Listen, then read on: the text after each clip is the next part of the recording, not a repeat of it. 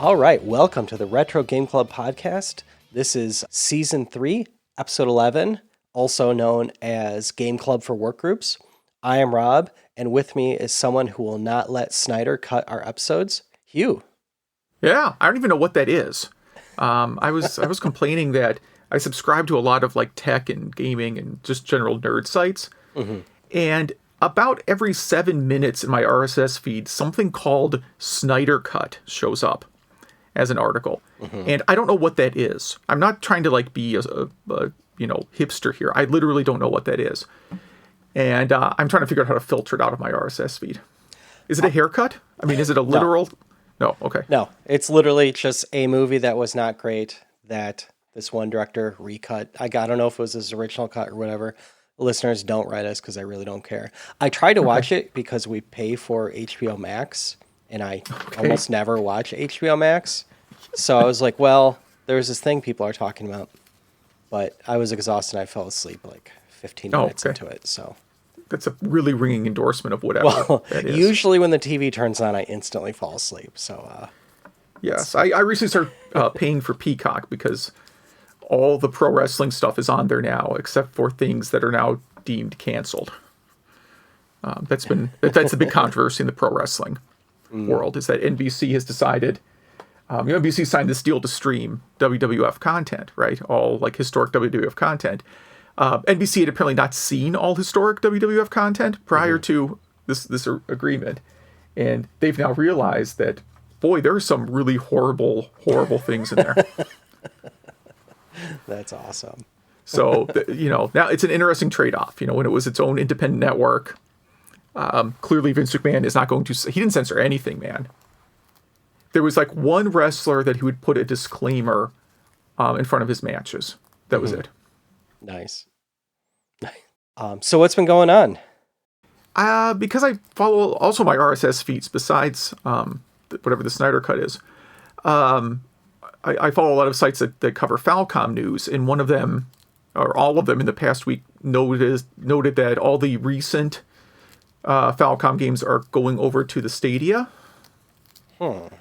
Yeah, I think all the Stadia owner will be very happy to finally be able to play them. Yes. You mean the devs? The devs that are forced to play it?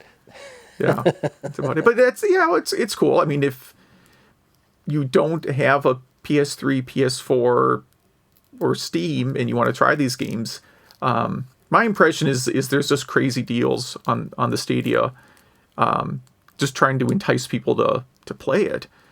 So maybe you can get some of these really cool games for a good price. Yeah.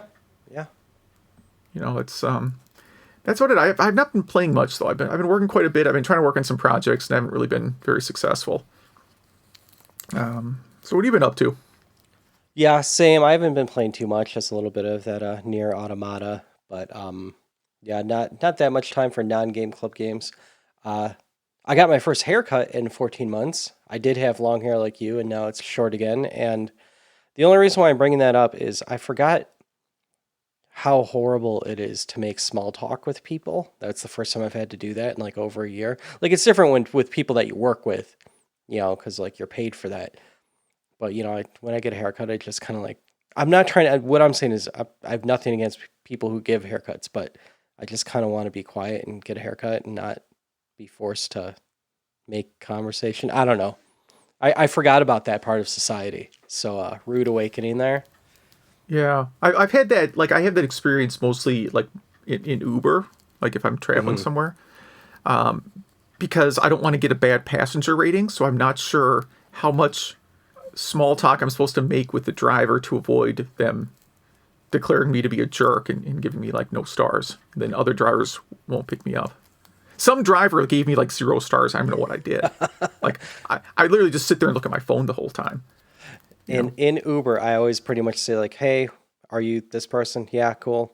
Hey, what's up?" And if at that point, if they want to keep talking, they keep talking, and then I just agree with literally whatever they say to be as non-confrontational as possible.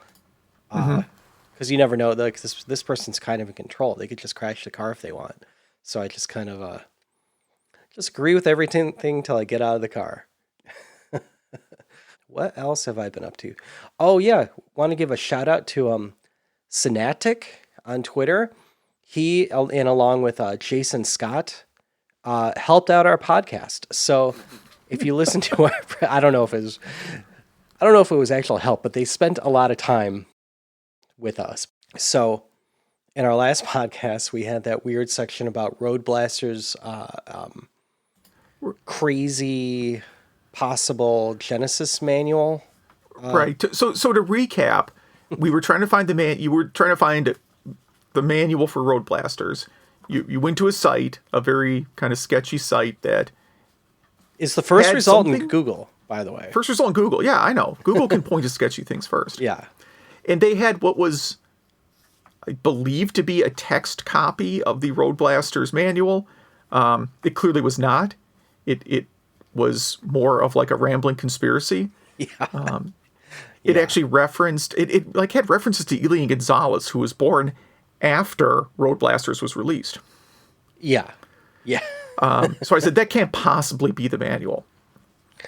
And then it turns out Road Blasters on Genesis is a pretty rare game. At least the manual, yeah. So I wrote Jason Scott of archive.org and his podcast, which I recommend everyone listen to it, Fame, and a very nice gentleman. He wrote me back right away. I wrote him saying, like, sorry about this weird email, but here's the story. You think you could, have some of your Twitter followers try to help us out or something? And he wrote back, like, first of all, like, this wasn't even the weirdest email, like, in the past hour, pretty much. Right. But yeah, he helped us out, and one of his Twitter followers had it, and between Zach and Jason, they helped the guy upload the manual to archive.org, and the Genesis manual has absolutely nothing to do with these crazy anarchist manifestos or whatever that was on this website. So, right, which is good. Now, I did run the Japanese manual through a translator. Mm-hmm. And what was kind of cool about that is most of that manual was talking about how Road Blasters was not very popular in Japan. Like, no one ever, like, the arcade cabinet was not a big deal in Japan, or not many people had seen it. So now you finally have a chance to enjoy this game. That's kind of a cool thing to say. Not a good sale, but maybe it's kind of like, hey, you may have missed this one. Check it out now. Yeah, that was exactly the premise of the manual. So I'm like, all right, that's good. Very, very good, yeah.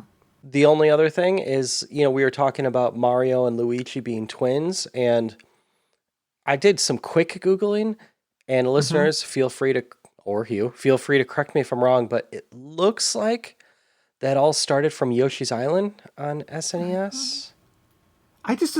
They're palette swaps. Like, they're literally the same sprite.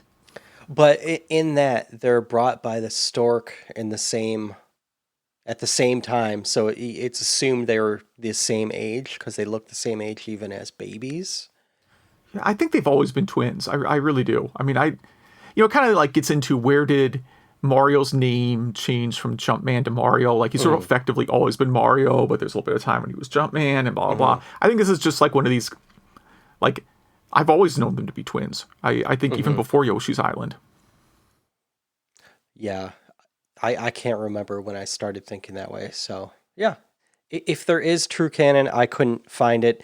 And I think I found a site that had it, but it was like 1,000 pages long, and I was just like, life's too short to sift through this to find the one sentence I need to find. Yeah, now it could be bad memory. Like, there's a lot of things that you remember, like the Mandela effect kind of thing. Yeah, kind of. Like, there was a podcast I listened to a while ago. What was it called? I can't remember the series now, but it's a series where they explore like weird urban legends and stuff. Mm-hmm. And at one point, they did a bit about when did the term mullet first appear in the English language? Okay. Because if you go back and you say, like, how long have people been using the term mullet? I'm describing the hairstyle, not the hair, right? Which I assume is not the haircut you just got. No. but the hairstyle, which again is, bangs, but long and back, right? Mm-hmm. Business up front, party in back, I think people call it. And I'm like, oh, well, we just called it that in the 80s, right? Like, it's always been a term. But then if you look into it, like the first recorded instance of it was from like, it's really late, like 1994. Huh. Yeah, it's like from a Beastie Boys song. And not like one of their popular songs. Like, this is, past peak Beastie Boys. Mm-hmm. Very interesting. But that could be the same thing with my belief that Mario and Luigi have just always been twins. Maybe it was actually in the Super Nintendo game first, and I just mistakenly remembered always being there as a fact. Yeah. Hey, could be. Yeah. Mario also needs a mullet, by the way. Yeah, I'm surprised there wasn't at least one game, where he did. That's kind of like, that's sort of an interesting topic, like things you believed about games that then turned out to be completely wrong. I like that idea. I totally like that idea. So, if any listeners know for sure, obviously email us, email@retrogameclub.net. And yeah, we've been rambling a bit. Should we do some news, I guess? Yeah, we should do some news. So our first news item was actually our last bit of the last episode because it was all the way at the end and maybe not everybody listens to the end. So French Pet shared with us an article about reverse engineering Tetris on the NES to add hard drop, meaning where you just press a button and the piece drops instantly to the bottom with a little like outline, basically adding the mechanic that's in the Tengen port of Tetris to the Nintendo port of Tetris. Mm-hmm. And it's a very good technical article. Yeah. Very good. Yeah, this is cool. Very cool. Yeah, thanks again, French Pet, for sending that to us. Nintendo will eventually take this down, so read it now. And download the patch. No, yeah. Canceled Game Boy Color game Infinity is going to get finished. It was, I guess, supposed to be a 2001 release. I'm not real familiar with this game, but it looks nice. And yeah, they're going to make it. Finish Yeah. it at least. Apparently, yeah, it was going to come out near the end of, right when like Game Boy Advance is coming out, so they just kind of dropped it and focused on that system instead. And yeah, this looks like a pretty good.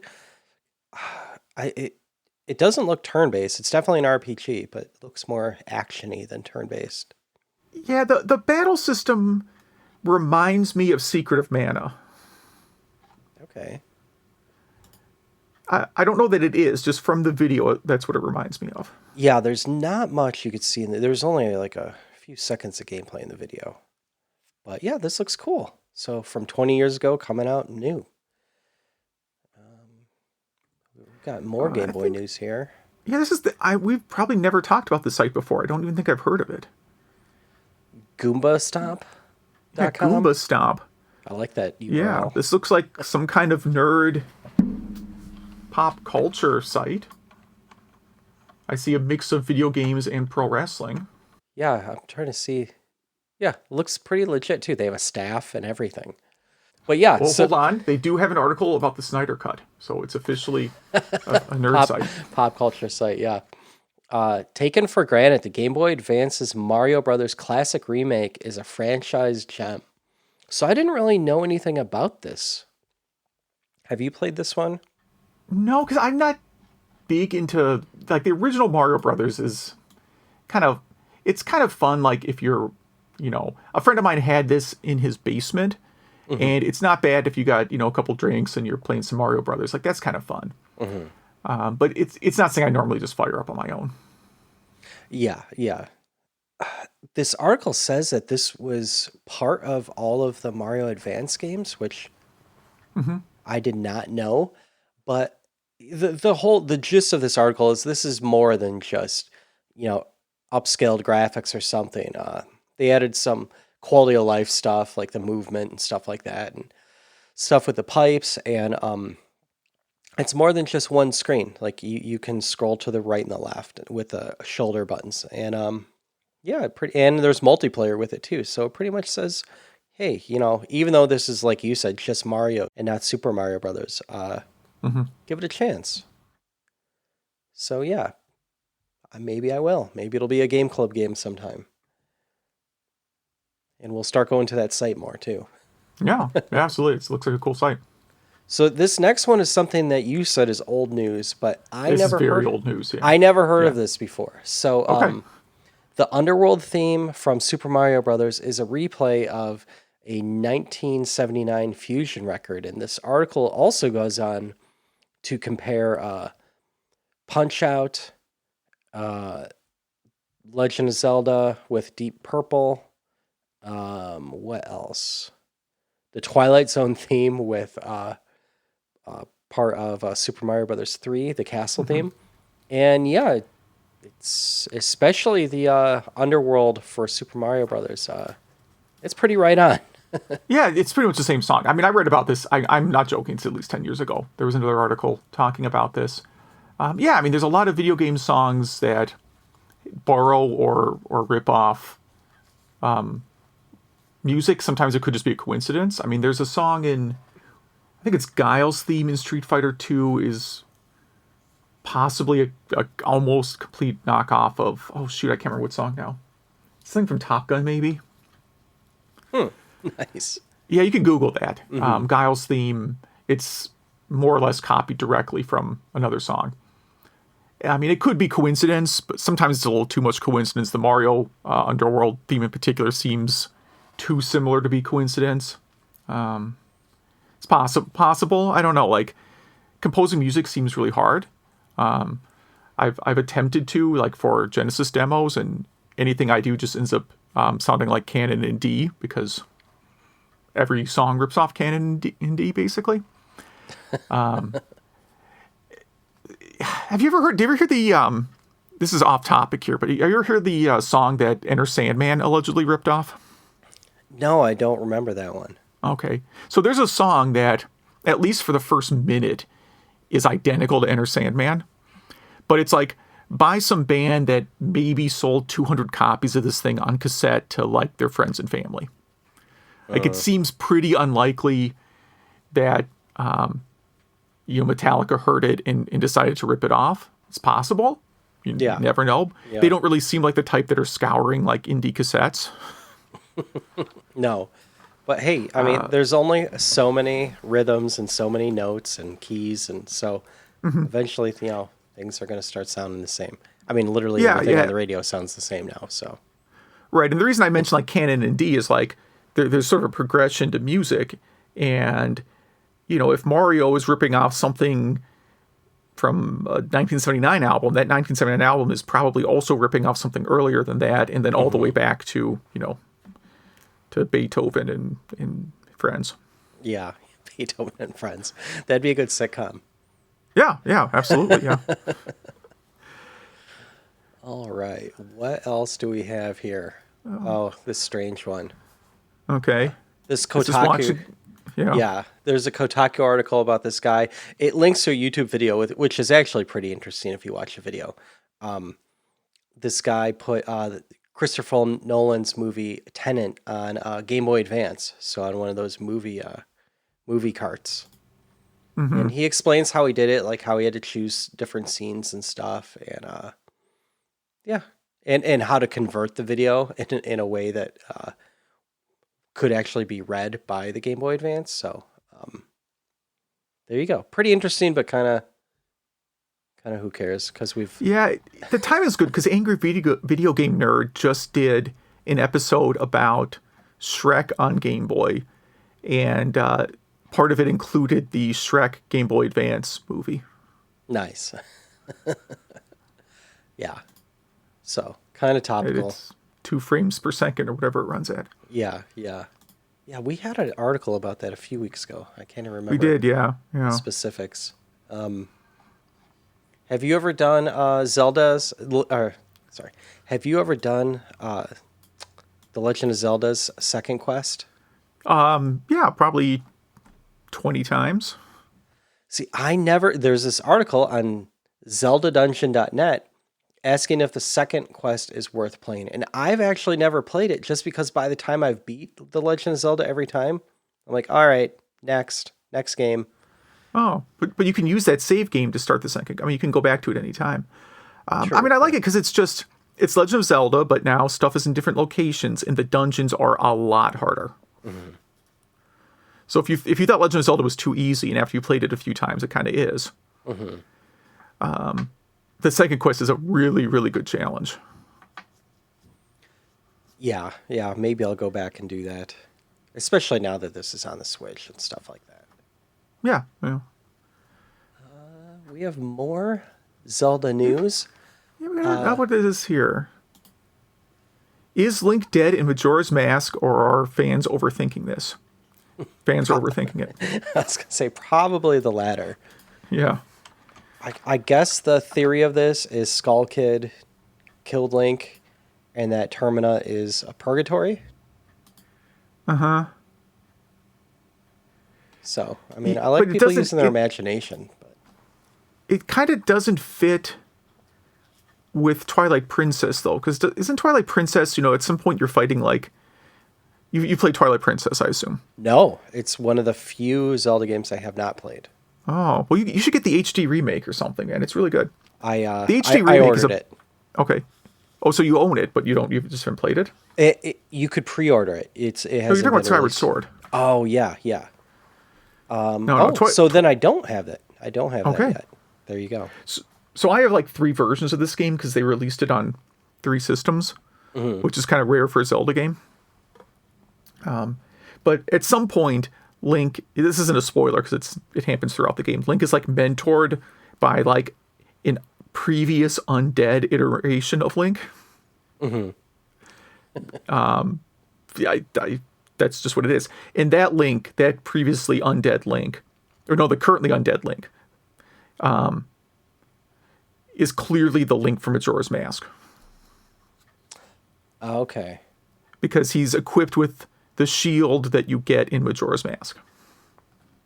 Okay. Something like that. So it's an interesting... Oh, wait. That's the theory, at least. So this remake was, this HD upgrade was on the Wii U. Right. Did I say Switch? No, I said Switch. Okay. So, okay. Let's see. Right. So Twilight Princess was originally a GameCube game, but they were developing the Wii at the same time. So they created a Wii version that launched the same time as the GameCube version. Sort of like what happened with Breath of the Wild, right? Breath of the Wild's on Wii U and Switch, exact same thing. Yeah. And then they did an HD remake for Wii U, which if you finish it and you have that save data, then you can get Wolf Link in Breath of the Wild. What's Wolf Link? Oh, so Twilight Princess, Link transforms into a wolf. Is it cool or is it lame? It's cool. Yeah, it's cool. Okay. It's the 'Cause it beginning. sounds cool. Like in the beginning of the game, you're kind of locked into Wolf Link for a while, maybe longer than you want to be. But later on, when you play as Wolf, like Wolf Link moves really fast and has like secret powers and stuff. So it's pretty cool. So here's what the internets are saying. That I'm talking specifically Switch now, that since you won't be able to buy Mario 3D All-Stars after March 31st, by the way, they're really expensive on eBay already. Okay. And Mario 35, you can stop playing. Have to stop playing that on March 31st too.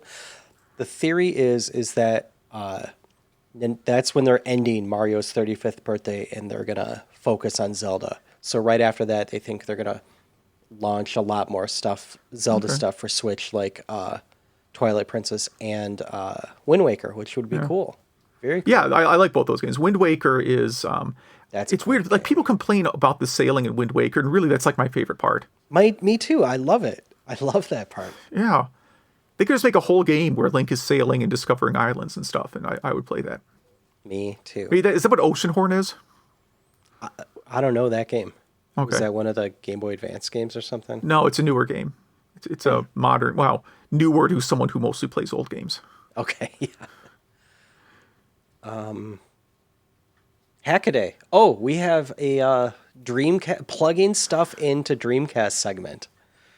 Okay. Three different articles from this week. Dreamcast controller adapter even works with mice now. So apparently you can plug in Saturn controllers PS2 compatible keyboard and mice, and a few other things.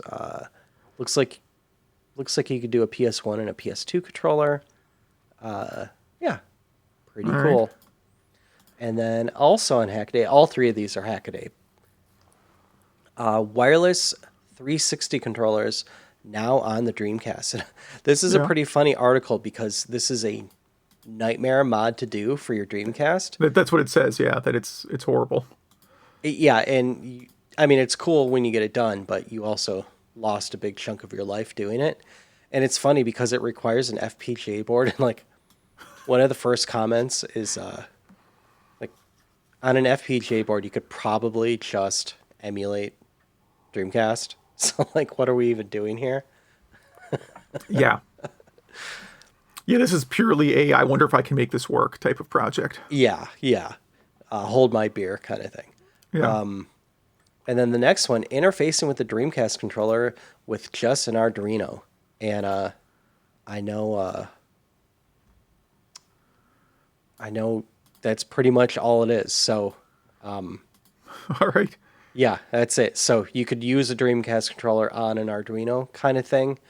And all these articles really talk about the Maple bus on the Dreamcast, which I really don't know what that is, but they say it's really fast and a bit complicated. So that's why all these things are kind of big deals. Okay. So there you go. 3 Hackaday articles in one. Love that site. All right. I We got a forgot to couple group more our here. Yeah, I forgot to group our Zeldas together. We have one Yeah, more that's Zelda all right. one. This is short. Is Zelda an RPG or not? No, it is not. Next, you could run Doom on 16 billion crabs. Sorry, yeah. So this one confused me a little bit. I thought this was talking about like using like interfacing with crab brains and using it that and like creating a network that way or a CPU that way. But this is talking about putting crabs in a. Can you explain this? You'll probably do a better Well, job. you're basically recreating a circuit with logic gates using crabs to either open or close the gates on the circuit. And with enough of them, you could run Doom or some other piece of non-trivial software. Although I don't know why you would ever do this. Yes. I don't even know if that many crabs exist in the wild. Oh, I'm sure they do. I mean, you count like hermit crabs and stuff? Yeah.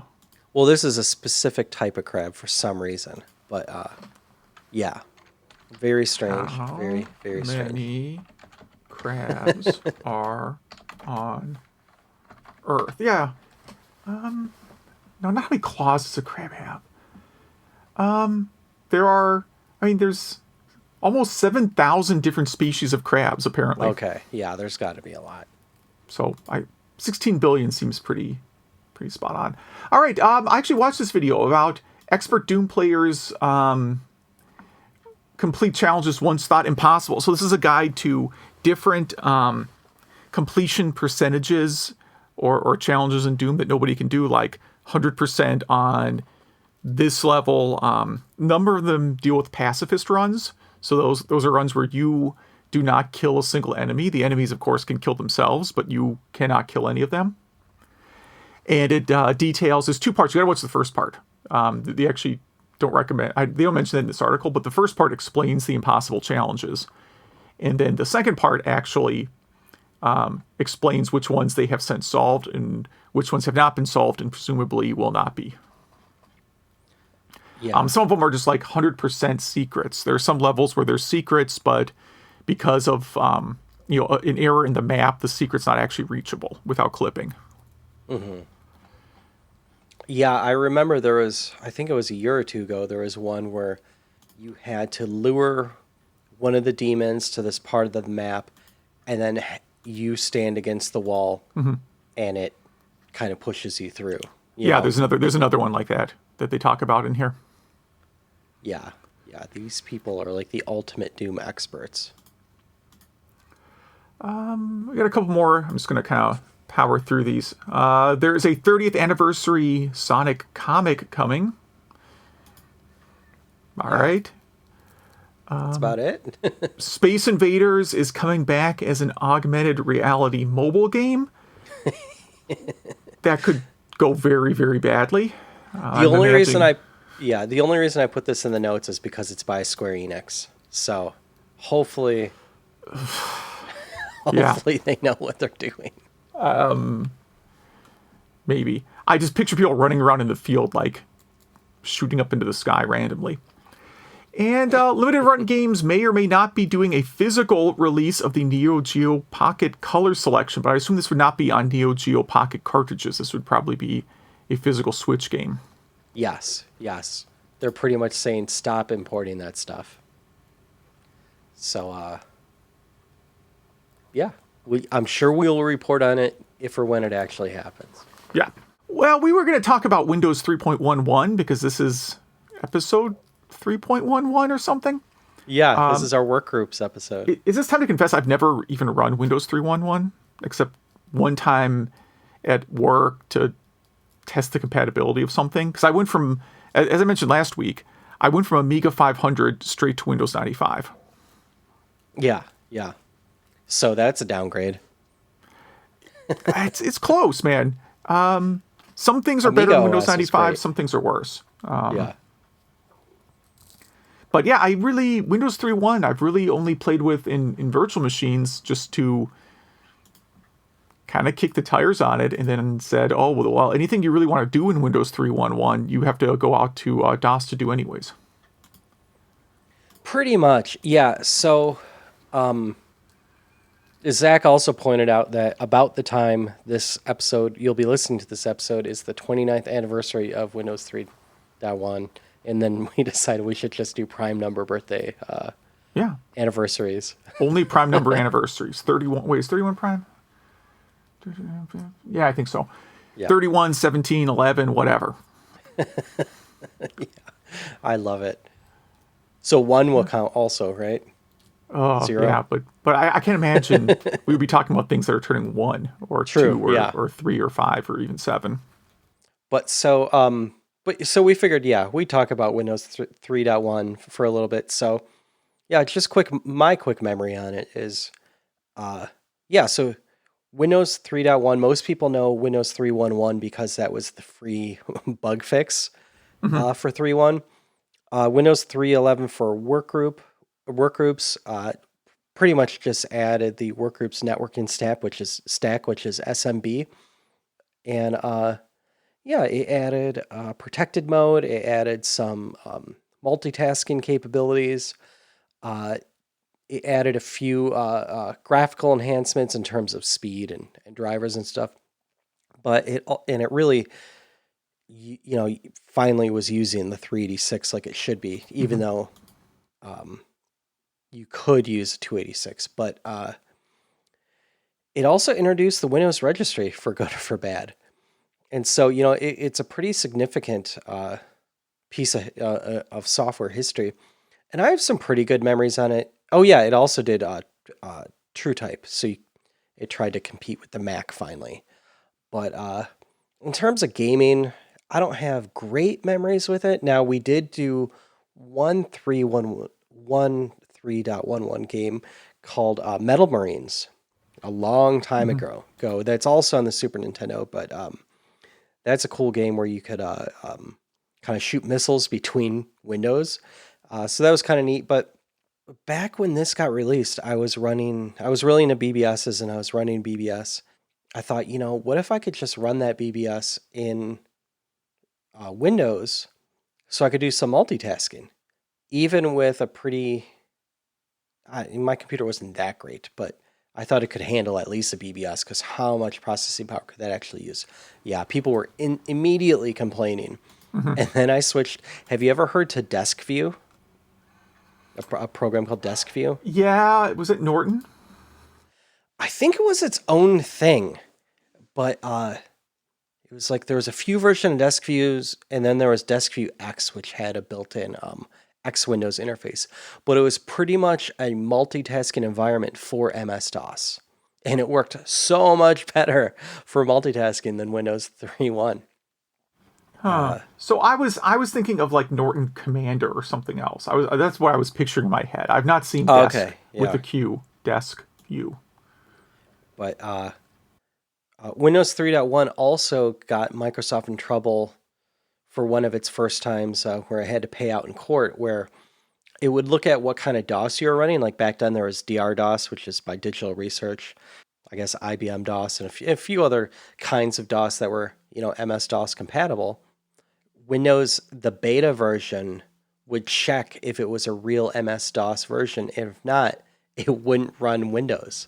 It would just give you an error. And so they were getting sued before they launched it. They didn't delete the code, but they disabled that function. And so that code is still in there. And I thought that was pretty interesting. But that went all the way to court regardless. But so...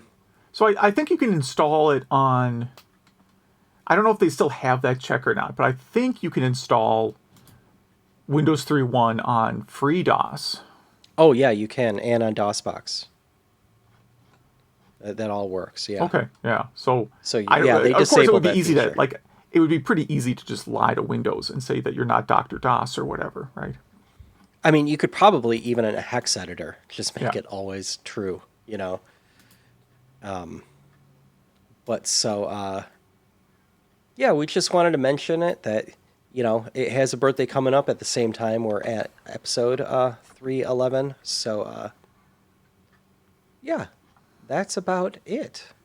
So, Game Club, huh? Yeah. Want to do yours first? I'm assuming it'll be a quick one. Yeah, fairly I short. could be So I wrong. played Sega Rally Championship. I originally was going to play it on the Saturn because we were talking about another Saturn game. But instead, I played the Game Boy Advance version Ooh, for no particular reason other than I was curious how they could possibly do that game on Game Boy Advance. And other than looking really blocky, it plays pretty well. nice. It's fairly fast. It has most of the features of the original game. It's just really blocky looking. But the controls are good. It's like you could probably do a little bit better on the Game Boy Advance, but I don't think you could do a lot better. Definitely, like if you pick this game up in 2003 or whenever it was released, you would not be disappointed by it. Some of the cornering, I usually went with the Subaru for no particular reason, and sometimes the cornering was a little hard, but outside of that, it steers well, and music's roughly the same music. I thought it was a good game all around. Cool, I do not yeah. have a copy of the arcade version anywhere to play, but I didn't look up the N-Gage version. I'm really curious how this could possibly run on the N-Gage. Yeah, me too. Yeah, I checked this out. I emulated this in RetroArch for Saturn. I think Beetle Saturn was the emulator. It ran fantastic. I am horrible at this game. Like you said, corn. I didn't play it too much, so I just think I'd get used to turning. But anytime I tried to go fast, I would kind of not be able to turn. And anytime I'd take my finger off the gas to hit those corners, I would just get past. So I don't really know what I was doing wrong, but yeah, I feel like everyone that owned a Saturn had this game. Anytime I see a Saturn collection, this is in there. Yeah, it's definitely like a mandatory Saturn game, is how it feels. Sort of weird how that's evolved over time. There's certain games that just everybody had, and they weren't pack-ins. Yeah. Top Gun for the NES. I feel like everybody had that game. I agree. Yep.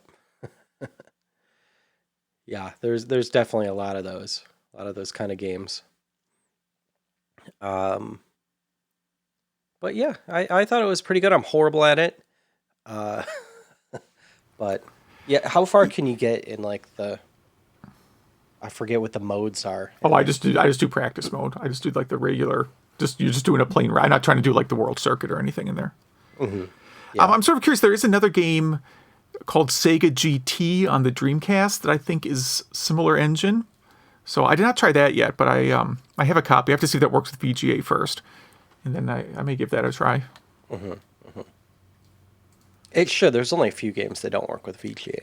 Yeah. And some of them you can do like a disc swap or something, and then they work. Weird. Yeah, because it checks at boot. Basically, when the Dreamcast boots, it literally looks for like if you have a text file called like vga.txt or something on the root of the CD file system. Huh. Yeah, Weird. it's a really dumb. It's just a single, like, there's nothing to it. So a lot of games you can bypass by just booting another game that has that file. Huh. Weird. Any closing thoughts on that one? No, it's all right. You know, I was expecting it to play a little bit more like Daytona, but it kind of doesn't. I thought for sure it'd just be like Daytona, but with off-road, but that doesn't really seem to be the case. That's what I thought too. Yeah, but you are correct. Well, cool. I did a Saturn game that I played on Switch. I did Panzer Dragoon, and yeah, I got the remake. And this originally came out in March of 1995 on the Saturn. I guess it's post-apocalyptic. I don't know if it's Earth or whatever, but you use the technology of the ancients, which I guess are the people who did not survive the apocalypse, which is now post. And I guess you're some kind of hunter. This dragon is by you. The guy riding it dies, and he's pretty much, you're the dragon riding guy now. Go with it. Take this dragon. And there you go. You're flying around. It's a rail shooter. You're shooting other dragons and weird little things from in the sky. You could turn your camera with one of the buttons. It turns at like 90 degrees at a time, which is a great mechanic. And so you're shooting behind you, you're shooting side in front of you. And when you get, past like level 4, you're doing this a lot. You're managing all three, all around you quite a bit. And so when I booted this up on the Switch, apparently I didn't at first read the remake part of the title. So I was just like, oh my God, the graphics on this for the Saturn are just insane. How did the Saturn do this? And it's like, oh, okay, wait, yeah, that makes sense. They up-resed and they swapped some textures. Yeah, well, I thought they didn't even have the source code. I thought this was like a from the ground up remake. I don't know. Apparently it plays exactly the same. There is a modern mode, which I tried and did not like. So in the not modern mode, like just on the Dreamcast, when you move the D-pad, not only does the dragon you're riding, move around the screen, but also your target of what you're going to shoot stuff with. In modern mode, those can be independent. And I actually did not. I thought I would really like that because I always want stuff like that. Like when Mario 3D All-Stars came out, I thought they should just have modern controls. But anyway, with this, I don't think it worked. So I went back to the regular version, and I thought it played great. I really like this game. I thought there was going to be more of a story to it, meaning I thought it was going to be RPG-like, but it really wasn't. It was more of an arcade type game. And are you thinking of the later Saga game? I could be. Okay. I could be. And every time you get through a level, depending on how good you do, you get a credit or more. So if you die, you can continue. So it really feels like an arcade game, but you also save your game so you could start from there as well. And it doesn't seem like a very long game. I did not complete it. I think I'm on level 6 or 7, something like that. But yeah, this is pretty much this is PlayStation 4, Steam, Switch, Xbox, Saturn, Windows, PS2. At least some of the games are on PS2, at least one of them. But yeah, I would definitely recommend this game. What do you think about this one? Yeah, so I played it on Saturn, and it's a fun. It's one of these games I like for 1 or 2 levels. It's fun. The camera on Saturn can be a little bit annoying at times, but it plays really well. And it's sort of weird. Where, the levels are fairly, they're challenging, but I wouldn't describe them as hard. But then the bosses are just, for lack of a better term, damage sponges. Yes. By the time I get through the second boss, I just don't want to play the game anymore. The first boss, takes quite a while to beat, but then the second one is it's just brutal. And there's no auto fire. My thumb was sore. Well, yeah, and you have to shoot them. It seems like over 1,000 times. Yeah, I yes. really don't think I'm exaggerating. Yeah. It's just insane how much damage the bosses take. So it's pretty impressive on the Saturn. I mean, if you haven't played that version, it's a really I say a lot of Saturn games don't age well, but this one really has. It looks good. The music's still pretty solid. Hmm. Overall, I mean, I like the game. I just don't usually play it for more than one or two stages. Exactly. Yeah. And I think a lot of arcadey games like that are like that, So, but yeah, I definitely give it a two thumbs up.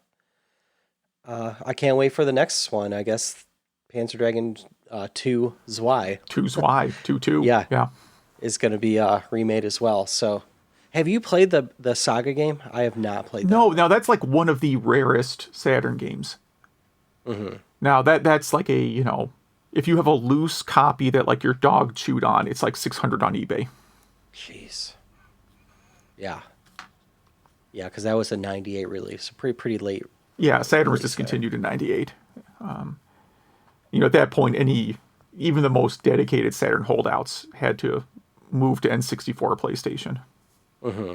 Yeah, yeah. I'm sure, we've all been the holdout of a system that was just not going to make it. That was TurboGrafx for me. Yeah, I had the Turbo du- CD, yeah. yeah, the Duo. Yeah. But yeah, at some point, you're like, all right, had some good times. Time to go buy the Super Nintendo, I guess. Yes. Yeah. For me, I went from TurboGrafx to PlayStation 1. Okay, that's a good upgrade. Yeah, that's a big upgrade. Um, well, cool. What are you gonna play next? Since we have kind of a Windows 3.1 theme for the next game club. Yeah. So if we'd planned ahead, we'd be doing it for this episode, but Yeah. we don't believe in planning ahead.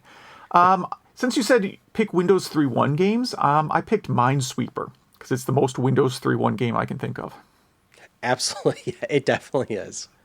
I've had many hours with that game, and I'm gonna do Sim Earth because I heard there was a good version for Windows 3.1. So, I mean, Sim Earth is on everything from like Turbo CD to Windows. So, any port of it. Yeah. I've tried the Turbo CD version. I have no idea what I'm doing in it. So I'm sure it'll be the same with all the other ones. If any of our listeners, have any comments on the news, have any memories of Windows 3.1, have played any of these Game Club games, anything retro, any cool projects, please, we'd love to hear from you. Email at retrogameclub.net. That is email at retrogameclub.net. Or hit us up on Facebook, facebook.retrogameclub.net, or on Twitter at RGC Podcast. And we have some emails here. yeah, I can I can take the take. emails if you. I don't. Okay, I don't cool. care. I mean, I will butcher them the best I can. Stanley talks about Road Blasters. He says it's a really fun game. He says whenever he sees it, he always plays it. And once you kind of get good at the mechanics, you kind of get into a groove with the game. You know, you know what I'm talking about, where like you're sort of in the zone and tuning out the whole world and just cruising Yeah. along. That's kind of what he's describing here. He said he likes a lot of the bonus weapons, but obviously the nuke is the best. And you can use the shock weapon to destroy the black indestructible cars. He actually played it on the Lynx 2 for the podcast. Wow. Wow, yeah. But he said they have it over at Robot City Arcade in Birmingham, New York. And it was also at a Fun Spot. And then back in the late 80s, he feels like every bowling alley had a Road Blasters cap. I definitely would agree with that. Okay? I've not been in a bowling alley in a long time, man. I don't really know how to bowl, but I have kids, so you go once in a while. But Road Blasters gave him a book idea. Road Blasters, Mortal Kombat, and a few other arcade games had mail-in offers for shirts, comics, patches, whatever. Some pinball games had it too. And he wonders if the owners of the current P.O. boxes still get mail for these old offers. And I Yeah. have a story about that. okay, I good. have I won too, but yours is going to be better, I predict. I don't know. Well, in geez, it must have been like '93. I was taking guitar lessons in the Detroit area, and the guy that taught me in this music store would always go to these record collector events. I don't know, conventions, and so every once in a while he'd bring stuff in he thought I would like, and I would buy them from him. Usually, I actually learned learned about a lot of cool bands from that. But at one point, he had an original unopened 1979 Star Wars soundtrack record, and I Okay. just loved it. I never opened it, and then finally in like 2004, 2006, something like that, I opened it up, and there was a, hey, send a check to this address to get a Star Wars T-shirt. And, so you cut out this thing, you put an envelope, you put a check in there, and you send it. And I was like, oh, am I gonna get this cool retro Star Wars T-shirt? No, they just sent it all back to me. Oh, So I ruined the thing because I had to cut out this thing in, I devalued it. So I immediately regretted it. yeah. That's the There story. was no chance that was going to work. No. Yeah, see, I was thinking about this too because a while ago I scanned and posted the Turbo Gear catalog. It's a little leaflet that came with some TurboGrafx games where there's a bunch of like fluorescent merchandise, like T-shirts and footballs for some reason. There's a backpack, not as much a backpack, but like a gym bag that's like neon green, just I tacky. remember that thing. Yeah. Yeah, I remember that. Horrible, tacky, glow in the dark things. But the P.O. box for that is like 5 miles from me.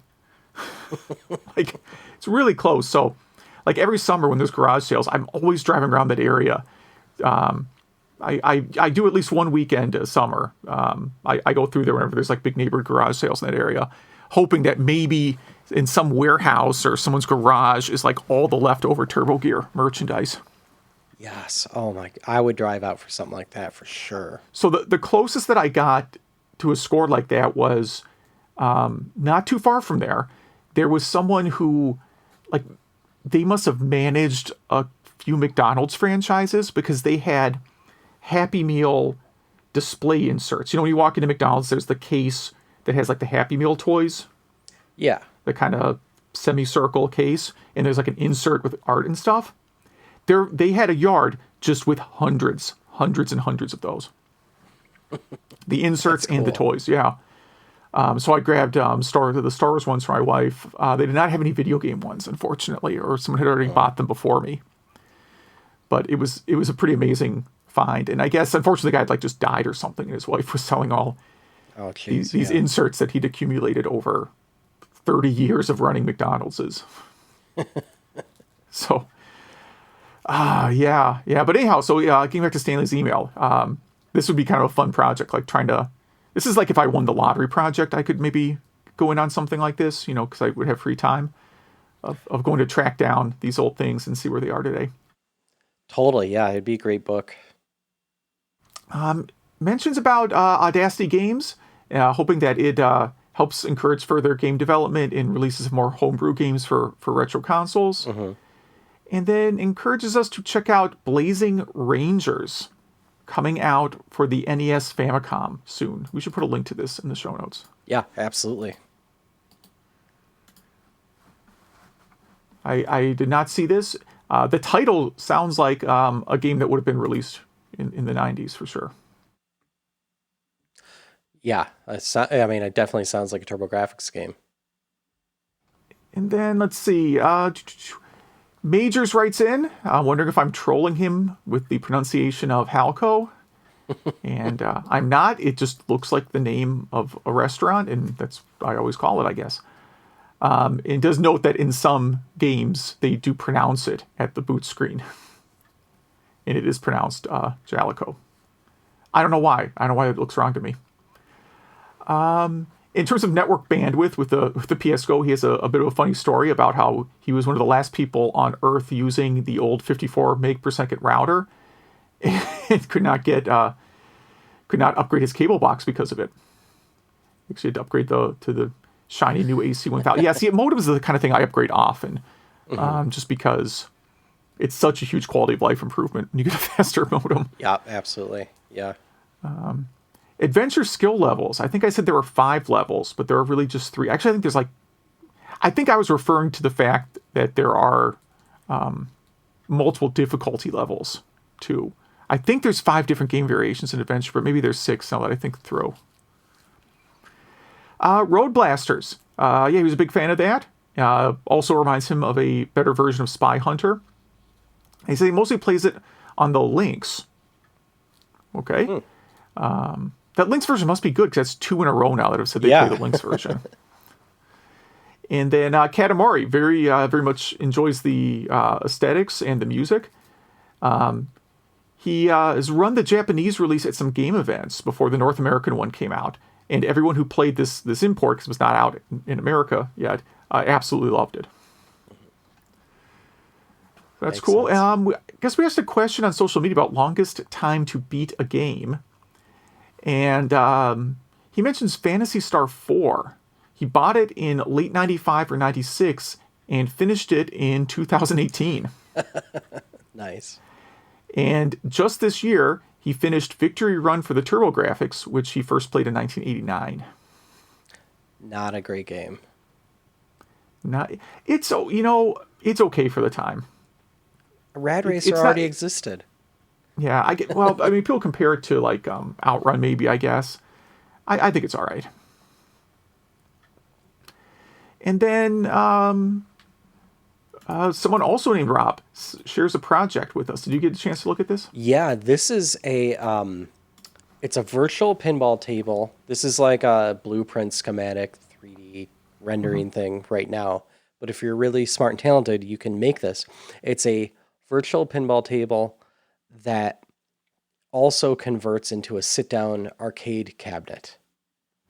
So if you scroll down in this link, the pinball table part just kind of flips over and its chair flips out. Really cool. Really cool. Yeah. Yeah, so this is a really neat project. So we got to put that in the notes. And then we were asking people where in blank is Carmen Sandiego. And I feel like we did this before. But the one, I think we asked this question before, didn't we? Because at least one of these responses looks familiar. I like the Flat Earth one. Now, we're in Flat Earth. We're in the capital of Djibouti, which actually, that's actually the correct name. Like, that's not a joke. Like, the capital is also called Djibouti, so it's confusing. So you have to call it out. I don't know why I know world capitals that I don't live anywhere near. It's just lots of useless information. So yeah, email at retrogameclub.net if you want to chime in on anything we've talked about on the show or something that you would like us to talk about on the show. Absolutely, yes, please. And also, if the audio sounds different in any parts of the show, after we did the intro, I realized my computer wasn't recording. Now I record in like 3 different spots now, so you might not notice anything, but just in case you notice audio changing after, that's why I flipped audio sources. So there you go. Never. Yeah. I mean, consistency isn't really like our greatest value, like consistent. Well, we consistently never research our games or topics. Yeah, I'll probably that might change a little bit. Like I don't think I'll research the history of Minesweeper or anything. Not that there is much of one. Yeah. Sim Earth, I'm sort of curious what they were thinking, because when I've tried it, it just really puzzles me. Like, I don't really understand what you're supposed to be doing in that game. Like, you're trying to create life or something, right? I don't know. I've played every version of SimCity, but Sim Earth, Sim Ant, Sim Tower never really caught my attention. Okay. So I'll tell you next episode. All right. Yeah, Sim Tower I like. I like the premise of Sim Tower. Sim Ant? But Sim Ant I do not care for the premise of nearly as much. No. All right. But I guess we should probably run. So thanks for listening. Yeah, thank you.